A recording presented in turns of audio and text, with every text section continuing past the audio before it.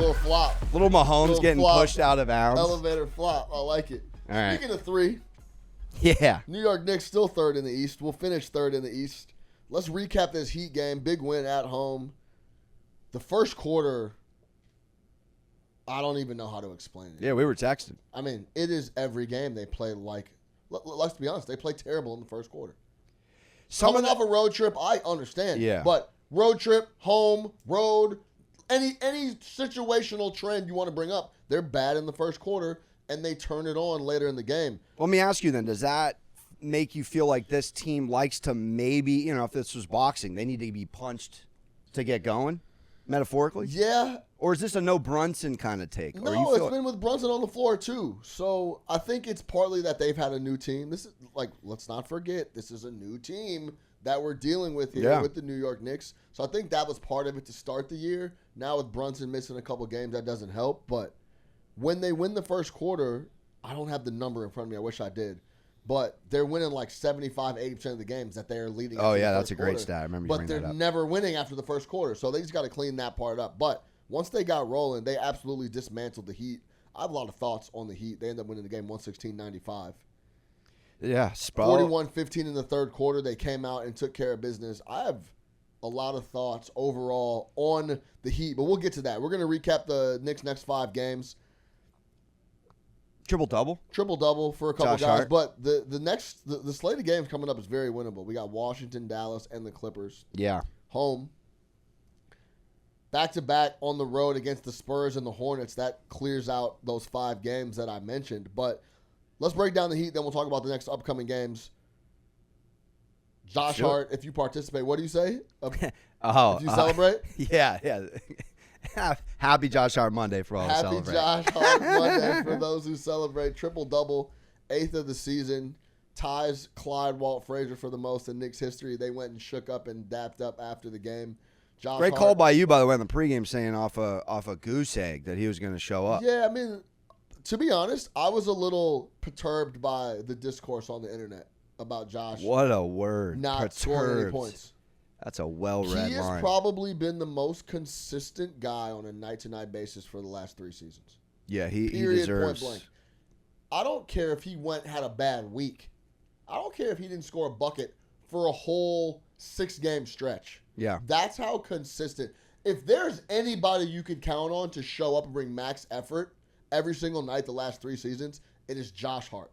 He had 0 points in the game, and people were like, yeah, Josh, it kind of got extremely borderline. Because then there was like a little conversation between Josh and Tibbs that went semi-viral on the internet, and they were arguing. But if I'm always going to count on Josh to show up. What do you know? He shows up and has a triple-double against the Miami Heat. What did you think about the game overall? Cat 15-0 run there in the second quarter. Yeah, kept them afloat. lot of lockstep with you as far as the first quarter. Again, I'll give them a little bit of a pass coming off that week-long road trip. And that also maybe was a combo. Miami had dropped 7 straight. They looked terrible. Maybe they wanted to come in locked in.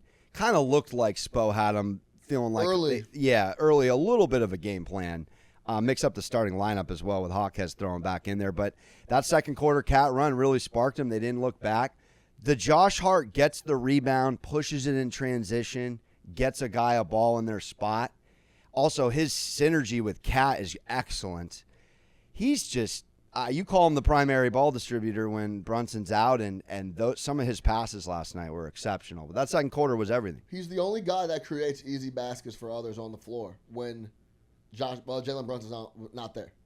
He gets rebounds, pushes, and looks for others. He's looking for others first. Yeah. Not trying to lay it up. And then if nothing's going on, he will finish at the cup when necessary. He'll knock down tough looks when necessary. But yeah, man, don't even get me started on Josh Hart. It's like my favorite player in the NBA at the moment.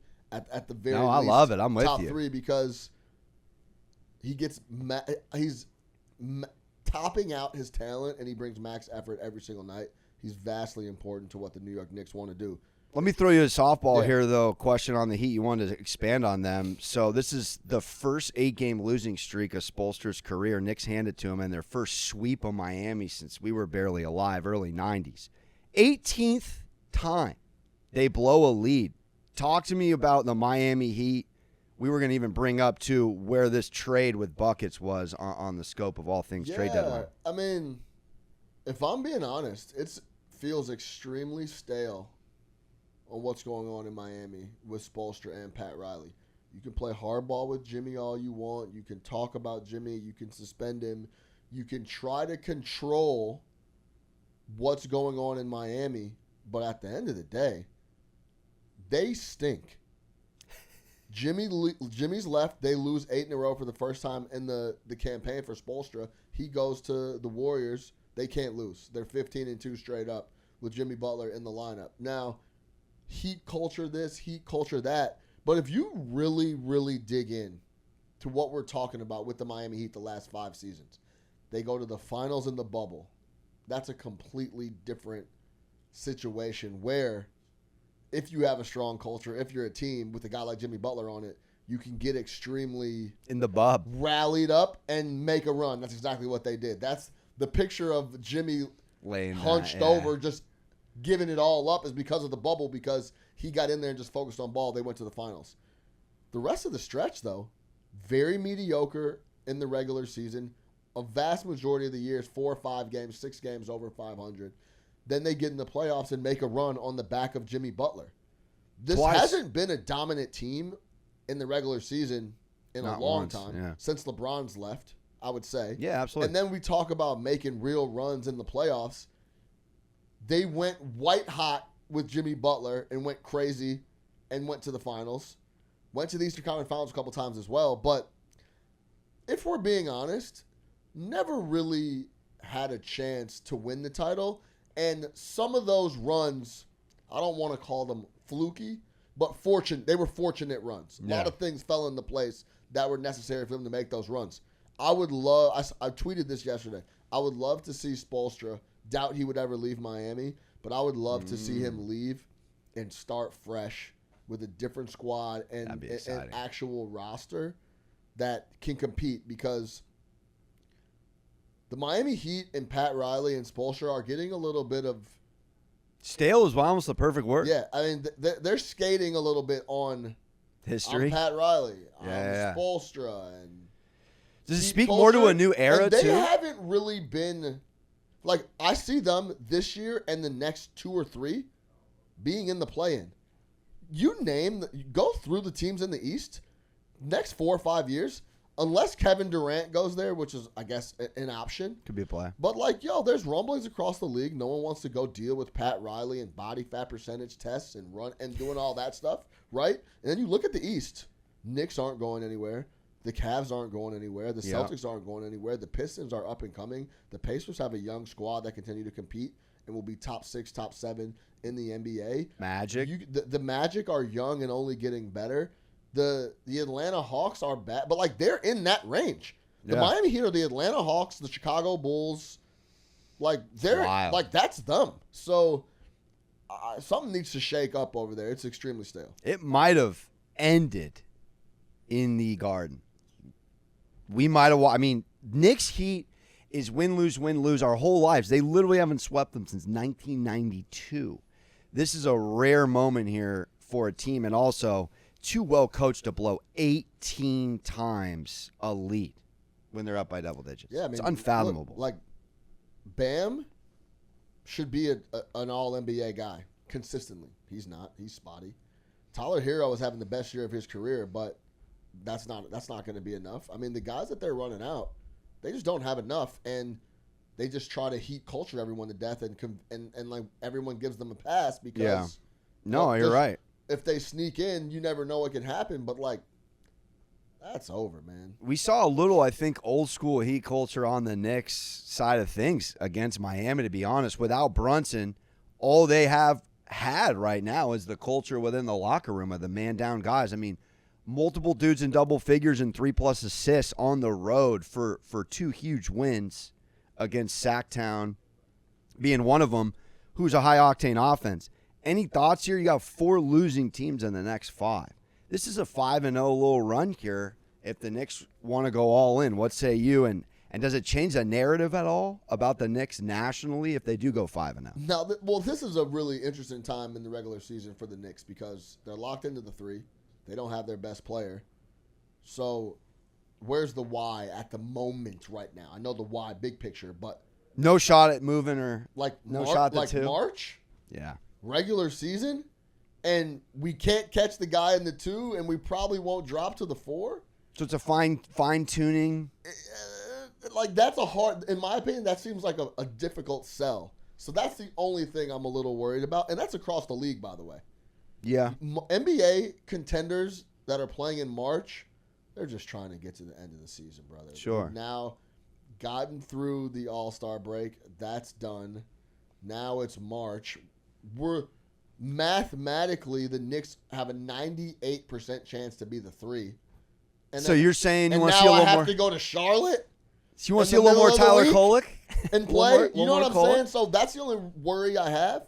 But yeah, I mean, Fair point. So would they this should be be able to take care of business the next 4 or 5 games for sure. Yeah, I know Dottier got called back up. Is this a spot where maybe you want to see a couple of guys get some minutes in deep rotation? Dude, I'm sick of the minutes conversation. I mean, that's Tibbs' decision and how they want to approach it. Of course, if you could get some guys some rest. You're making an interesting point, though. If you're is 98% the real number? 98%. That's insane. For them to be locked into. You're in a fascinating, taking a step back, you're in a fascinating Tibbs narrative spot here where you got a month of ball left and you're locked in and you're a man down, captain man down. That's a very, be interesting to see how they approach. So many ways to approach it. How they will approach some of these games. So, yeah, that's the thing to keep an eye on. Should they go to the Spurs? Since Wemby went out post All-Star break, are dead last 30th in the NBA in defense. They absolutely can't stop a nosebleed. They have nothing, 0. They're just getting young guy reps. And the Lakers showed it the other night. They just, the Knicks should be able to pour in a ton of points on them. The Hornets are literally Miles Bridges and LaMelo Ball just doing whatever they want every possession. They just, it's just a free-for-all over there. So they should be able to win those games. And then when we talk about the Wizards, they've actually shown a little fight of late with Middleton and Marcus Smart and the new guys over there. But either way, this should be a stretch where they take care of business and get wins. You had one kind of wish list to put a button on it before we talked 3 in a row at the Garden. One thing that rhythm-wise would set them up for a better playoff run that is in this spot. What would you want to see? Maybe from one guy or just a chemistry just thing. Just continue to get Mitch. Mitch looked good. Did 8-8, right? Yeah, I think. Mitch looked good against Miami. So just continue to get Mitch minutes and get him in shape and ready to go. That's the only thing that I could see as being like a big-time priority. For the team being the first year together, I think the cohesiveness is there. Yeah. And then obviously getting Brunson back and getting him ready to go. Really, another dynamic, I think Brunson has to play 6 more regular season games to be the clutch all player NBA, award? all NBA eligible and award eligible. So look, we're talking about real dollars. Brunson will be back to be involved in those 6 games. Yeah. So hopefully he's fully healthy, ready to go, and can use those 6 as an opportunity to get eligible for all NBA and awards and the playoffs. It's just 4 more games, too. He's played 61 so far. Okay. So, yeah. There's 15 games left in the season. How many? 15 games left in the season. Look, but that's nothing to sneeze at. You miss 5 more, then it's there's 10 games left. He has to play 4. Right. You know what I'm saying? So working that all in, there's a lot of different moving parts here coming down the stretch, but they're in a good position when we talk about. Yeah. There's the 3 chalk to win the NBA title are the Thunder, the Celtics, and the Cavs. 2 of those are in the Eastern Conference. The Knicks are right behind those guys. So in the first year of a squad, I think it's been an awesome year, and they'll continue to try to make some noise in the playoffs. I think the offseason and filling out the roster, if you want to talk about big picture, is something I can't wait to see, because just what the Cleveland Cavaliers did by filling out the roster, that's exactly what the Knicks will do this offseason, and then we can really start competing with the Cavs and the Boston Celtics to win the East and then potentially win the title. Hey, Deuce McBride comes into his own in the next 5 games. Maybe they can make some noise in the playoffs. I'm not calling them out. No doubt. I'm rocking with them. Let's talk about 3 in a row at the Garden. Yeah. Wizards, Mavs, Clippers. Who, for a team that doesn't have Brunson on the floor now, we've been getting contribution from all over the place. We're going to talk about our top scorers from each game. Let's talk about the Wizards first here. I could just rattle them off, to be honest. Yeah, go ahead. I got Towns versus the Wiz, 30 and 32 against them in a little back-to-back couple months ago. Mavs, I could see a little Bridges show out here. He had 20-piece against them. Mavs could be one of those games. It could be anyone being the high scorer. Clip show, that's a funky one as well. Maybe an OG. That would be based off timing. If someone's off a humble game, I'm big on those trends. But he still has 20-plus points in 3 of the last 4 and 6 of the last 10. Those would be my 3. So we're similar. I'm going to go Cat against the Wizards. Yep. They allow 26 and 17 rebounds to centers in the NBA. That's the worst. That's awesome. So keep an eye out, if you're a gambler, keep an eye out on those numbers and the rebound props. This is like a 2020 type spot. Oh, yeah. For Cat against the Wizards. Great point. So keep an eye out there. Then for the Mavs, I'm going to go OG. Like you said, it could legitimately be anyone versus the Mavs. Yeah. Last 10 games, Mavs 28th in defense. What a disaster. At least AD's going to the G League. Is that true? Oh, yeah. He's getting some minutes? Yeah. They're planning on bringing him back. They're a playing team right now. Stupid. The Suns are that bad. That's dumb. Someone's got to play a playing game. Give me AD's agent's number. Is Please. it Rich? Send it to the... Might be Rich. No, is he clutch? Yeah, he is. clutch. He's clutch. I think that's what made it Very awkward. So awkward. I could run down Rich's number probably. I'll give him a ring. And then Clippers, I'm going to go Cat again because that's the toughest game. It's in the Garden. And the Clippers play defense, bro. It's Ty Lue. So if Cat doesn't have a big game, they have no shot to beat the Clippers. I don't care if it's in LA or at the Garden. Last 3 games versus Zubac, too. 24 points, 18 points, 23 points. He's had success against him. Cat being as versatile as he is. More wishful thinking because I think that's the biggest game on this next 5. And it's at home, and that's the best team with the best defensive principles. So I like Cat to go there because I need him to because I want the Knicks to get the dub. So next 5, you going 5-0 with me? You going 4-1? 4-1. All right. I got 5-0. Yeah, I'm gonna go 4-1. All right. I'll give the boys some leeway. There we go. Knicks back from the road, gearing up for The playoffs. and all things March. Appreciate you guys watching the Juice Bar weekly.